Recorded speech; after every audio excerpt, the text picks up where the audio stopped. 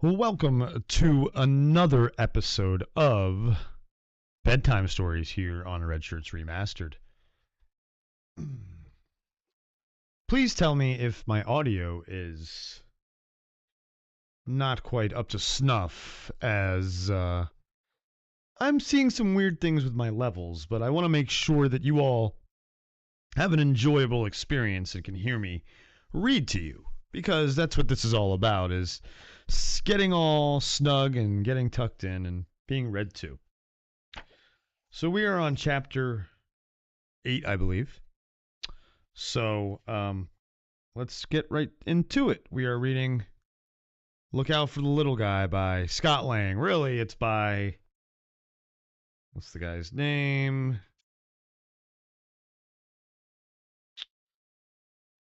Rob Kuttner. But it's written very, very well.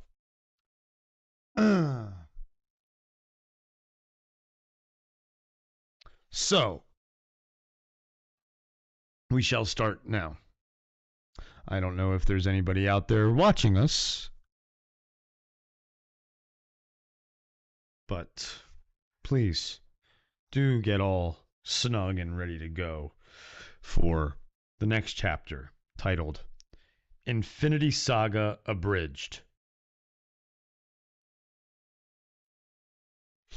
When something really... Do you guys remember when something really bizarre happened to the world for 5 years? Well, technically half of you remember it, while the other half of you might not, because you literally stopped existing. Well, there are a lot of explanations floating around during and after as to how that all happened, but there's only one actual accurate one. And even though I myself was nearly invisibly tiny and trapped in a quantum machine in the back of a van at the time, I got the official scoop later from the Avengers who were there. So since I've gotten the story filled in for me, I thought I should share it with you. In other words, you're getting it straight from the source that was standing right next to the source. I had just crawled out of Hank Pym's quantum tunnel into a world in which apparently 5 years had passed and billions of people were suddenly gone. And once I eventually stopped hyperventilating and found Cassie alive and, well, so much bigger, I did the next logical thing. I went to the Avengers. I mean, the Avengers who were still around. Coming to the Avengers compound was, well, bittersweet. Doesn't begin to capture the assortment of emotions surging through me. All of which were only stirred up further by what I saw in Cap and Natasha when I babbled enough into the security camera for them to finally let me in. These were two people I thought were born with stoic expressions, but now even they couldn't hide the slight mouth quivers, the pain etched in their faces, the hollowness behind their eyes. At first we just embraced in silence. Silence seemed like the only possible place to start before we could broach the unspeakable. Now, of course, Cassie had told me what she understood had happened to the world, but her civilian's eye view only gave me a fraction of the big picture. I needed to know so much more. Nat began. You know about the Infinity Stones, right? Yes, I responded. 5 stones of extraordinary power. 6. Nat frowned but continued. So for some time, Thanos has been gathering them all, because whoever has all 6 in their possession can do enormous damage to the universe. Which explains the missing people?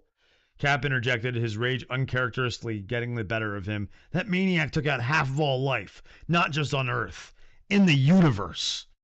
Nat explained, Thanos apparently decided that the universe can't support so much life, so he was going to cull the whole thing down to size. Now shock and disbelief were vying for attention in my brain, so he actually managed to get all 6 stones. Cap nodded and resumed the tale. From everywhere, he beat down Thor and the Hulk to get one. He even somehow got one from Doctor Strange. We now know it was all part of Strange's plan, but at this moment, I could see it baffled and frustrated Cap to recount it.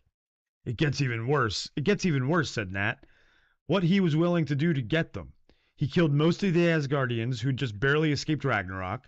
He tortured one daughter and sacrificed another. He ripped the Mind Stone right out of Vision's forehead. Fatally. Wow, I responded again in disbelief, but really, how else to react?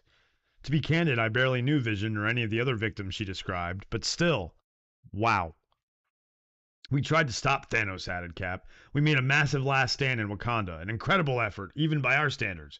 Managed to pick off some of his generals. But we didn't. And here Cap paused and gave a sigh that seemed to contain so much more hurt than one man could ever let out. Nat's eyes were welling up, almost as much as shock as anything they were telling me. As she finished Cap's thought, we could have fought as hard as we possibly could, as hard as anyone could, and it still wasn't enough. We lost so many, even before the snap. Sorry. The what? Cap picked up that thread again. Once he obtained the Mind Stone, Thanos gathered all 6 into a custom-made gauntlet, this special glove that controls them. And then with all the destructive forces of the universe combined into one place, he just did this. Cap snapped his fingers. Another moment of silence. By now I was getting used to these. Silence seemed to be the only way to get through all this. But I had to hear this to the end. He snapped his fingers? And everyone just went away? Half of everyone, but yeah, Nat answered. And we've spent the past 5 years trying to figure out what, how, and what the hell do we do now? Another of those impossible to form questions arose. Who's still... Thor and Banner both took it pretty hard, said Cap. We haven't been in contact, but we know Tony has visited Bruce a few times down in Mexico. Thor, we know, he made it, but no one's seen him since. Last I heard, he was holed up in New Asgard. Thick Thor. I didn't have to ask how Nat and Cap were. It was radiating from every pore. So now, after another few moments of quiet, just sitting with all this, something began to itch in my brain. Something that felt like an infinitesimal, almost quark-sized particle of hope. My rational brain, which was currently being flooded by the emotional part after all I'd seen that day and heard from my friends, tried to quell the itch, told it to go away and stop being silly. So I couldn't quite but if there's one takeaway from my highly unusual life, it's that sometimes the tiniest things can offer the key to salvation. So I couldn't quite silence the itch, nor could I find the words or thoughts to scratch it. Instead, it started to slowly balloon inside me and make me very uncomfortable, but not necessarily in a bad way. I began to pace, like really pace hard. Cap seemed almost concerned I was going to damage the Avengers compound floor and asked, Scott, are you okay? Finally, I couldn't keep the itch inside anymore, or it would destroy me, so I dared to voice my inner crazy hunch aloud. Have either of you ever studied quantum physics? Only to make conversation, Natasha replied. So I told them what had happened to me when I was trapped in the quantum realm, how time seemed to work differently there, how 5 years in the real world had seemed like only 5 hours for me. And as I was describing this, I began sharing that itch, that spark, how I thought my experience in the quantum realm meant that maybe, just maybe, we could use what I learned there to resolve this. Could we somehow fix what Thanos had done and control the chaos by accessing the quantum realm? And even more incredibly, channeling its strange powers? And before I knew it, the three of us had hatched a plan. Sort of. The very haziest of plans, really. But just enough of a plan to take Tony Stark so he could smash it back into atoms and rebuild it as an actual plan. But it was still, even by Ant-Man and Avengers standards, the very craziest of plans. And the craziest part of it by far? That guy who couldn't keep a job scooping ice cream could maybe save the entire universe. No FAMQ at the end of this chapter either. The next chapter. From beginning to endgame. If you've gotten this far in the book, you've heard me answer a few questions. But here's one that I'm going to need quite a few pages for. Hey, Scott. You were an active participant in the most epic event to ever happen to Earth. What happened? Okay, so as I was just recounting last chapter, I wasn't actually around for the blip myself, but I got filled in on what had happened by Nat and Cap. And now our next move was to go crash Tony Stark's cabin in the woods with my idea for fixing things, using the quantum realm to bring everyone back. When we first pulled Tony into Tony's when we first pulled into Tony's place, just like when I first made it back to Avengers Compound from my blip van trip, my blip van trap. Sorry, I read that wrong. I was a grab bag of emotions. On the one hand, I was still processing the overwhelming grief that for everyone else had become part of the texture of everyday life. On the other hand, there was the idea that I, the one Avenger who had missed the chance to stop Thanos, might get another chance at that now. That little old me could somehow fix all of this. Then again, what if it didn't work? What if I unleashed the cruelty of getting everyone's hope up in an already unbearable time, only to squash them for good? What if I failed the Avengers? And hope. But I had to mentally shelve all that and just keep my stomach from boiling over with a jangly combo of nerves and anticipation. Because I was about to pitch my idea, a notion from way outside the bounds of contemporary science, and which I'd spent at most a day thinking about, to one of the world's greatest geniuses. I don't want to get ahead of myself, but considering what happened later on, I will always treasure this one moment of trying to solve an overwhelming problem right alongside the great Tony Stark. Unfortunately, he wasn't buying it.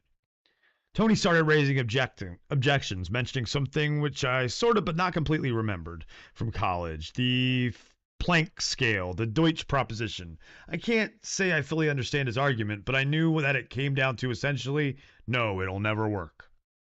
Which is not usually the kind of reasoning that stops a guy like Tony, but in this case it was a deal breaker, and I think I know why. As we sat there with Tony and his young daughter Morgan, I could see how head over heels Tony was for that adorable little girl. Let's just say there was something way more potent than a mini arc reactor powering his heart. So while his mouth spoke of pasts and futures, I knew Tony's mind was unshakably tied to the present. I could imagine what he was thinking. Jumping to and from multiple timelines is literally uncharted territory, which means uncharted risks. Among those risks, losing the light and center of my life. I made a final emotional plea to Tony. I know you have a lot on the line. You have a wife, a daughter. But I lost someone. Very important to me. A lot of people did. And now we have a chance to bring her back. To bring everyone back. And you're telling me that you won't even...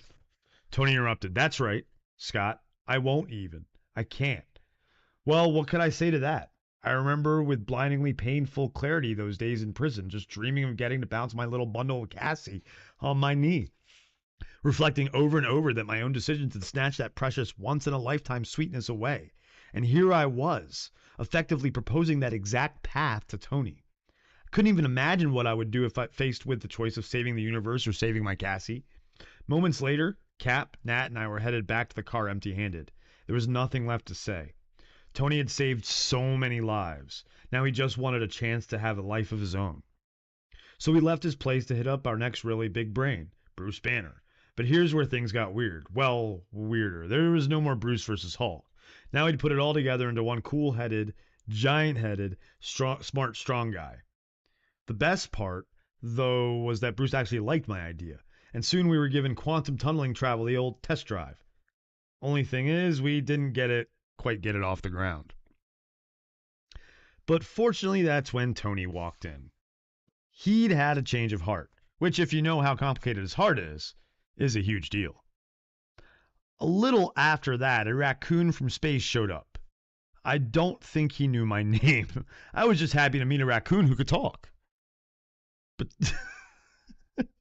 But soon enough, Tony got the whole directed quantum tunnel travel mechanism to work.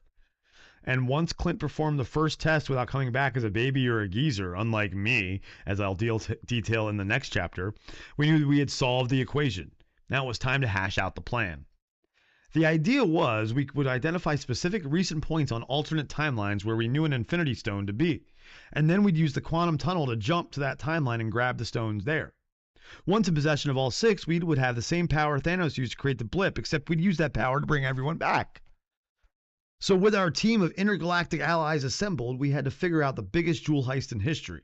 We broke into separate teams. Thor and Rocket were going to Asgard, old Asgard I mean, the one in space. Clint and Natasha were going to a planet named Vormir, also in space. Nebula and Rhodey were off to the definitely in-space planet Morag, which that Rhodey at the time was a Skrull. if we think about it. As for me, and Morag was the first planet from Guardians of the Galaxy 1. Anyway, as for me, I was headed to exotic, faraway New York City. Not going to lie, I was a little disappointed that seemingly everybody but me was getting to go to space.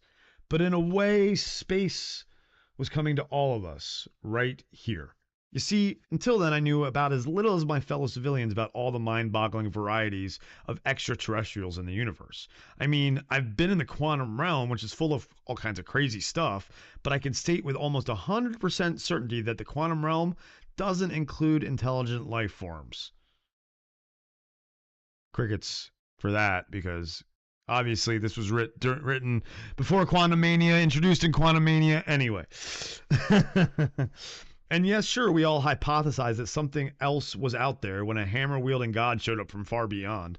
Suspicions may have been raised further when an army of those ugly Chitauri and their even uglier Leviathan robo-lizard transports rained down onto New York City. But to me and the average person just going about their life without regular galactic dispatches from Captain Marvel, it might have well looked like that was basically a one-time hole in the New York skyline that got patched up. And speaking of New York, that's where Tony, Cap, Bruce, and I were headed for our part of the heist. Apparently, 3 of the 6 stones would be obtained in an alternate version of New York City in 2012. See? You really can get almost anything in New York City. So the 4 of us set off through the quantum tunnel and arrived during the legendary Battle of New York of 2012, when the Avengers had protected the Earth from those interdimensional creeps. And now, unlike in our 2012, I was kind of taking part in the fight, or at least like I was right next to it. But traveling to this battle was only the first step. Once we were there, we had to figure out how to actually nab the Mind Stone and Space Stone without being discovered, captured, and killed, and a near impossible task, right? Well, you forget who I was working with. My job was to get Tiny, check. Sneak into the Space Stone carrying Stony Tark's custom-made artificial heart, check. And disable it to give him a heart attack, check. All without a manual. In the end, I pulled it off. Enough. I managed to do just the right amount of damage to give other timeline Iron Man a mild cardiac dysrhythmia, as my times Iron Man had requested, and thereby create a distraction. Unfortunately, once my Tony grabbed the Tesseract case, the Hulk emerged from the stairwell and knocked Tony down. But not my Hulk, the other Hulk. The one from 2012, but like an alternate 2012. You know, let's call him Alt 2012 Hulk. Alt 2012 Hulk knocked Tony over. The case slid across the floor, and in the end of all my distraction did was allow Alt 2012 Loki to escape with the Space Stone. One can only imagine what that led to. That's when I uttered a phrase that may as well describe my entire life. That wasn't supposed to happen, was it? Tony and Cap and I regrouped in a freshly smashed car, and this time the pain of recollection cuts deeper. I remember all too well how I laid into Tony, accusing him of never being on board with his plan, maybe with a little of my own anger at his rejection of my original pitch, and of ruining the time heist. I wailed and wailed about how we'd lost our one shot at this and how there were no do-overs. Talk about something Scott Lang, of all people, should have known better than to say. If there's anything I wish I could do over, it was that conversation. Fortunately, at that moment, Tony and Cap made the wise decision to stop listening to me. Instead, they cobbled together another even wilder plan to timeline hop their way into obtaining enough Pym particles from a timeline in the 1970s they'd never even experienced to take another shot at that Space Stone, the shot I had ruled out as impossible. Then they made the even wiser decision to give me a job more suitable to my pay grade. Take the scepter containing the Mind Stone back to the compound. Scott Lang, super schlepper. But you know what? They were spot on for that moment. It's called leadership, folks. Fortunately, Plan Disco Timeline worked. So soon we had all 6 stones, and thanks to Tony, a replacement gauntlet to put them in. Bruce, as the most gamma irradiated among us, volunteered and gave his fingers a much more positively inclined snap. And then something weird happened. In the sky, I saw birds. But that's not the weird thing. What was weird was suddenly there were way more birds than before. You might even say probably twice as many. But somehow, strangely, that instantaneous explosion of life filled me with a tiny feeling of optimism I couldn't even remember experiencing, because it had been so long. It turned out to be a very short-lived feeling, because then those birds were joined by another very welcome, unwelcome flock of beings in the sky, Thanos and his army. Within nanoseconds, Avengers Compound was under massive air attack from Thanos and his fleet. With a skeleton crew, zero advance warning, and no security protocols in place, we Avengers were sitting ducks. A distress call screamed out from my wristcom. It was Rhodey. He, Bruce, and Rocket trapped in the rubble on a lower level, surrounded by rapidly rising floodwaters. Remember, it wasn't Rhodey, though. It was a Skrull. I shrunk down, slipped my way through the labyrinth of rubble and wreckage, and found my way to the three of them. Then I did a funky little trick to shield them safely inside my hand while simultaneously growing gigantic enough to bust us all out of that disaster zone. So there we were, the four of us safely back above ground, the three of them safely in my giant hand. I'm not proud to admit this, but I enjoyed the fact that for just one brief moment, the Hulk was like my little plaything. But that moment passed quickly, for below me I saw a wartime assemblage taking place before my eyes, like no other that has ever been or probably ever will be. On one side, glistening black armored, demonic creatures of varying shapes and forms spilling onto our planet from an even more terrifyingly repulsive spacecraft. On the other, an endless, relentless flood of good heroes of every color, size, species. Every hero I could think of, and many I couldn't have even imagined, all with one heart, one goal, one stand they had lived their entire lives to take. Now. And could it be? My giant heart skipped a beat at the sight of a very familiar pair of mechanized wings. Wasp wings! Our second snap had brought back billions, and yet at this moment it took only one of them for me to finally feel like my world had come back. Hope and hope together, a sight so beautiful it seemed to gleam straight into my tinted helmet. Then we all heard it, the tiny but somehow audible to thousands command of Captain America. Avengers, assemble! Which was immediately followed by a much, much bigger noise, the battle cry of the mightiest beings in existence, fired together as if in a mighty forge of purpose. The pure joy of uniting all our muscles, brains, circuits, god powers, and souls hardened into one unstoppable spear point aimed right into the darkest heart in the universe.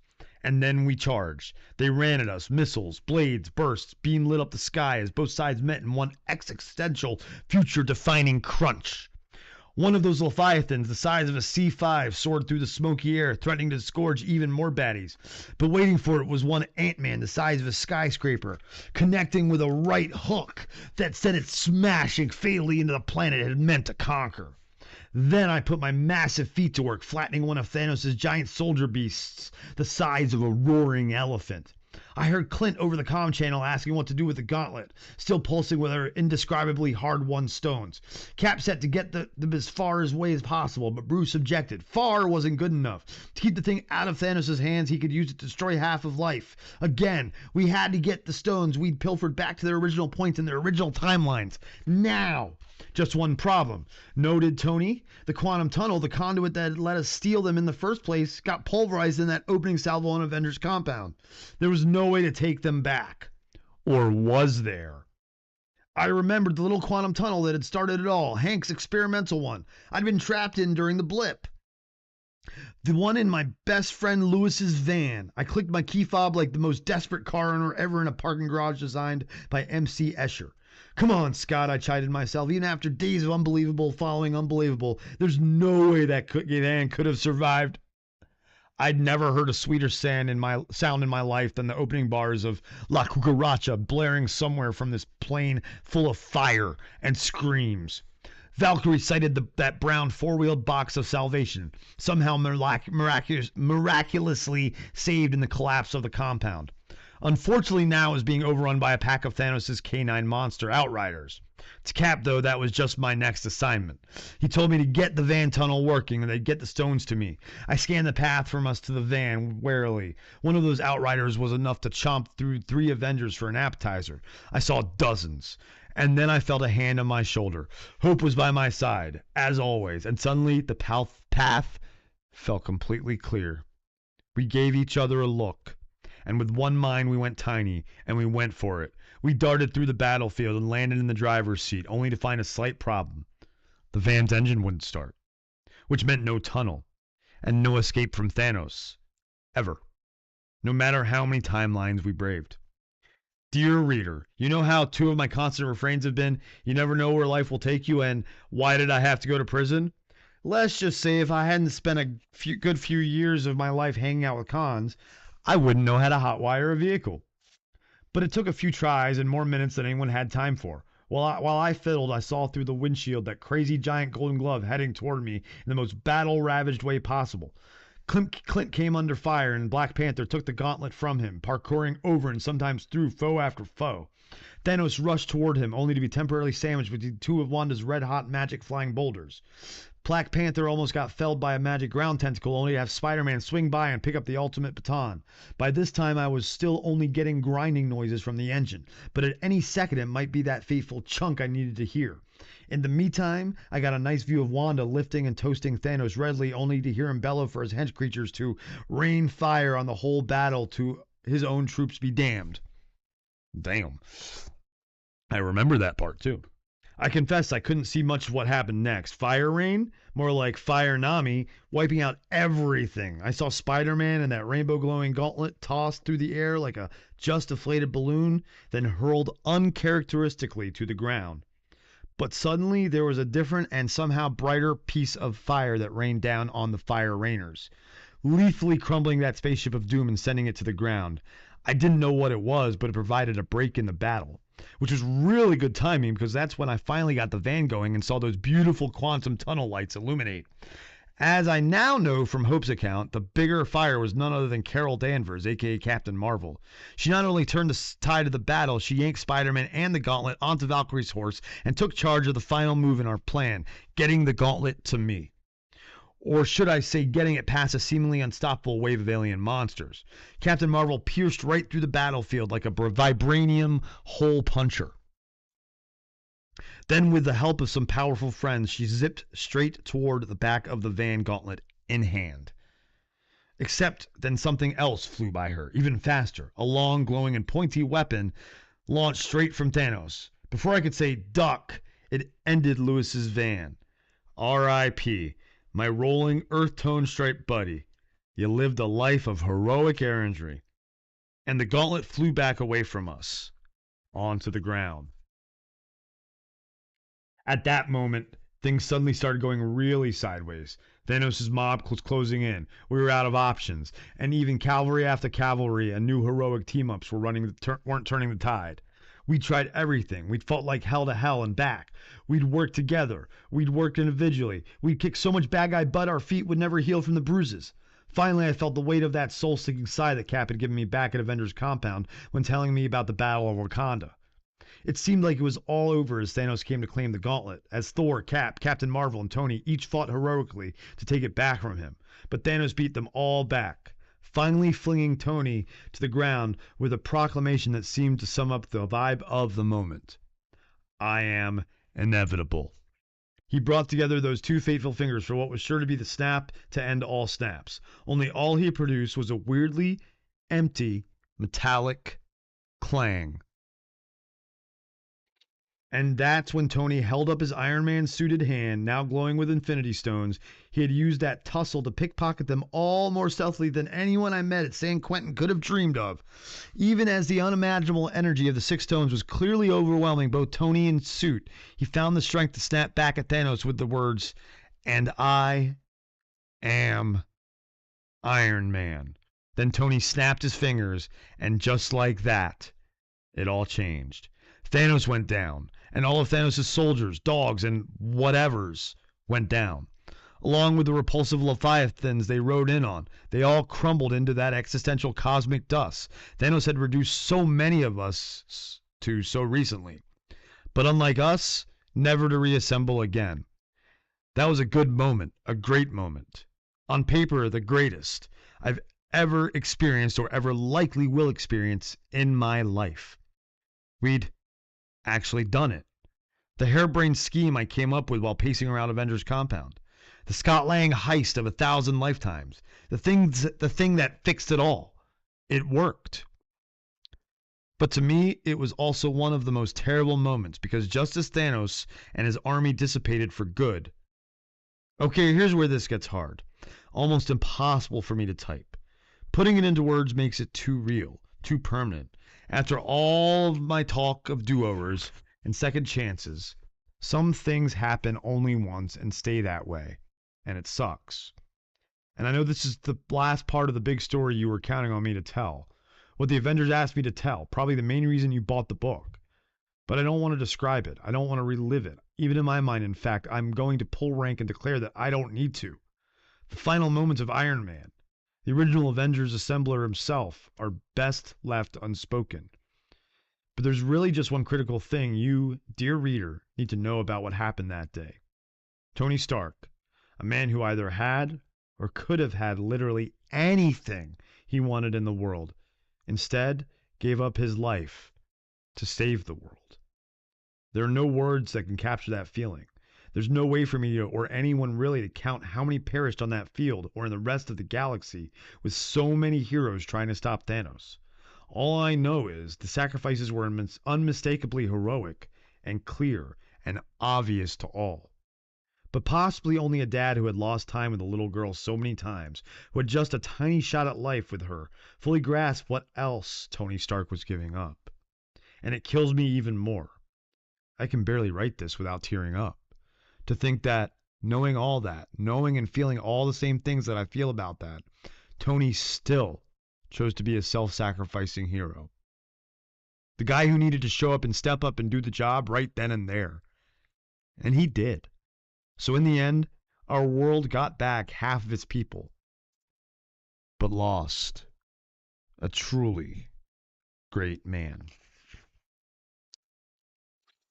Let's see, there are no more FAMQs, it's looking like. So let's see how long this chapter is. Oh, there's a FAMQ after this one. So let's go ahead and cue this next chapter, and then we shall call it. Ages of Lang. Ever wish you could be a different age? Little kids want to be big kids want to be teens want to be young adults, and after that, everybody wants to be young again. Seems like the hair is always less gray on the other side of the fence. A few years ago, I got a very brief but highly memorable chance to go on a whirlwind tour of other ages. And here's my takeaway. Nice to visit, wouldn't want to live there. It was right before the big Infinity Stone heist I just described, when we were still working on the whole alternate timeline thing. Bruce, Natasha, Cap, and I were at Avengers Compound. I'd come back from the quantum realm with some observations of how time could work differently at a subatomic level. Bruce had figured out how to translate them into actual working technology. He re-engineered the quantum tunnel that Hank Pym had installed in the back of Lewis's van into a directed portal that, in theory, could send a person anywhere or any-when. Tony hadn't yet come back to get it working, so we were still in the trial and error phase. And guess whose job it was to be the error? We gave it a first shot. I was sucked into the quantum tunnel and spit back out. In front of me were the other three, all staring wide. At first I didn't know why, only that they seemed weirdly taller than before. But I definitely knew something was different about me. I said, guys, this doesn't feel right. And then I heard how high my voice was when I said that, how it almost cracked. I was teenage Scott! Then they asked, is that Scott? And I was so infuriated I roared, well, more like I squeaked back, yes, it's Scott. And then suddenly I was sucked back into the tunnel. Well, clearly that incarnation of me wasn't going to work for the Avengers plan, but the next me that came out was even worse. When I popped back out of the quantum tunnel this time, once again I got strange looks from my comrades. And when I felt the aches and pains, I mean beyond the usual ones, aches and pains I can handle, I've been in prison. I've been in superhero battles. I have bruises in places it's not even possible to sustain. But this had a different texture to it. This was the pain of being worn out and used up. All at once I realized I must have come back as Old Man Scott. I helpfully let my teammates know, oh, my back. Bruce responded by banging on his console a few times until suddenly again, zap, suck. Moments later, I was popped back out once again. Now that space helmet felt gigantic around my head, and the air blowing around inside helmet was cooling off my apparently suddenly bald head. It was so friggin' weird, and all I wanted to do was offer my own college-trained scientific observation. Guys, this is so friggin' weird. But agonizingly, I couldn't form a word to save my life. I stared at my friend's eyes again, and this time they had yet another look. I call it freaked out in a different way, but also super affectionate. Right, so now apparently I was Baby Scott. And in that moment, all I could think was, how did the Hulk turn me into a baby? Will I be a baby forever? Am I the Hulk's baby? And then there's a picture of Scott. My one condition for agreeing to the experiment described in this essay was that the Avengers take my photo next to the giant A on the wall. And you know? Worth it! One more suck back in, one more try from Bruce's machines, and finally, now me was back with a freshly moistened set of pants. Now, of course, that wasn't the last breakthrough we needed. It would still take a whole new level of tech from Tony later to actually direct us usefully through quantum space to get those stones. But at least we'd conquered the age traveling problem. I was back to the same age, same size, same everything as before, and yet later on, after we had safely put Thanos and Co. in the rearview mirror, I was still thinking about those few moments of dramatic transformation. Experiencing life with my fully conscious present-day adult Scott brain, but inside those Scott at different ages of life bodies, had changed me. I wasn't really quite the same at all. Take my brief foray into adolescence. Even before my higher-pitched teen voice piped up to say it, I could already tell something didn't quite feel right. I know because I felt that was this sudden wave of contempt from my superhero friends. Now, the only thing I saw them as was super annoying grown-ups. They just seemed to be so alien to me, almost intolerably so. My body was itching to get away from them into my own space so I could just do my thing. What I realized since then is that this feeling was basically evolution at work. This is how adolescents break away from dependence on their parents and develop the drive to become self-sufficient adults. It's like nature's repulsor technology.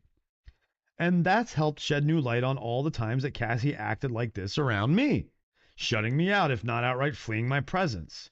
I have felt so hurt by those reactions. After all the time we missed together, how could she not want to spend every second with me? Now, of course, I know what teenagers generally think of adults, especially the ones they're related to. But it's been a while since my teenage years, and what this experience gave me was a fresh jolt of what it all feels like.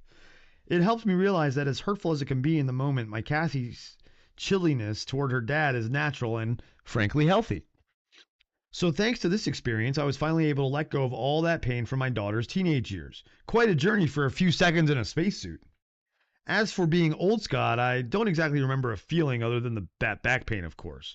What I remember instead was that what I saw in my friends' eyes. When they first caught a look at old me, there was this extra touch of disturbance I saw in their expressions. At the time, I just assumed it was mounting frustration. After all, this experiment we were undertaking was literally of universal importance, yet here we were failing. Again, in a big way. But later, when I thought more about it, I wondered if there was something more of that brief flash of pain I spotted among their otherwise businesslike frowns. I wonder if what they saw in me was an aged version of themselves, the cold, brutal fact that one day old age would hit them too, and then the thing that comes after that. A superhero is theoretically always prepared for death while in action, but when it comes to lifespan, or as many see it, the amount of time they get to stick around and do good, reminders of that finitude can hurt. Anyway, that's just speculation on my part. What I can say for sure is rocketing from middle age to teenage to old age in the span of a minute was one of the weirdest and most disorienting experiences of my life. And mind you, I'm a guy who's used to suddenly shifting my size between cashew and skyscraper. But this time, it wasn't just my relative proportion to the world that was changing. It was all the vastly different chemical, hormonal, and emotional stuff churning around inside me that made me feel like an actual different person each time. And that's something else I've held on to from that experience. The very bewildering, but I think ultimately wise insight that you can and will be a radically different person throughout your life, and yet you will still always be you. Which brings us back to the beginning, at least my beginning, when I came out as baby Scotty. That was an even more confusing barrage of sensory strangeness. Babies are just not people yet. They're like petri dishes of future, barely formed human stuff, which, and again, I apologize for the scientific jargon, feels so frickin' weird. But there was at least one feeling I could pick up on that has stayed with me. Just as in the previous two times, even with this verbal impasse, somehow my adult brain and memories were still intact. I knew and understood everything that was going on, but I couldn't make my body say or do a damn thing. I was in a cutting-edge 21st century supersuit that normally gives one superhuman strength, agility, and endurance, and I was completely helpless. I'll never forget that feeling of helplessness. It was absolutely terrifying. And I realized that this was what most of the civilian world must feel when facing the mortal threats we superheroes tend to take for granted. Going forward, I pledged to not only save people's bodies, but to do all I could to swaddle their fears with all my powers of reassurance, comfort, and strength. So what do I take away from all those sharp, confusing gut punches of feeling I got? Believe it or not, a kind of a breakthrough. Even though I'd experienced those alternoscots for just seconds, each had left me with an indelible impression. I was all of them, all at once. Maybe this was just the quantum physics talking, but I saw that I was always a different me depending on when I was observed. And that, more so than any of Bruce's devices, gave me the clarity to find my way to the right me. But take it from me, you don't need an experiment with quantum physics to get that insight for yourself. You already contain so many more versions of you than you can imagine. You just need to locate them, accept their benefits and liabilities, and turn those into the best mixture of yous possible. Because that's the you that the world needs now. You've got it all inside you. You just need to learn to let it out. Except, of course, that liquid coming out of baby you. And that is the end of this chapter. I think this is a great time to end. And actually, we have some more FAMQ. And it looks like we have 3 frequently asked Ant-Man questions, I guess, to make up for the previous chapters. So we shall start with the first one. Question: can you explain exactly how the time heist worked? Answer: no, I cannot. Question: is all this size shifting going to cause permanent damage to your body? Answer: great question. Apparently, Pym particles can have an effect on brain chemistry, but Hank designed the Ant-Man helmet to prevent that, and I always wear it because my brain's already been through enough. But otherwise, according to my physician, all my numbers remain the same, with the possible exception of my cholesterol. But that's due less to the Ant-Man suit than to the all too easy availability of pizza. Question: how on earth are you supposed to find parking in San Francisco? Answer: let's just say there are many advantages to being able to shrink your car. And that is the last chapter we shall cover this evening on Bedtime Stories. Remember, we are covering and reading Look Out for the Little Guy. Thank you for hanging out this evening. Make sure that you check out all the other editions of Bedtime Stories, as they are the beginning and middle of this book. And so you wouldn't want to miss that at all. Remember to get tucked in, enjoy a warm beverage, and good night all. Enjoy your evening.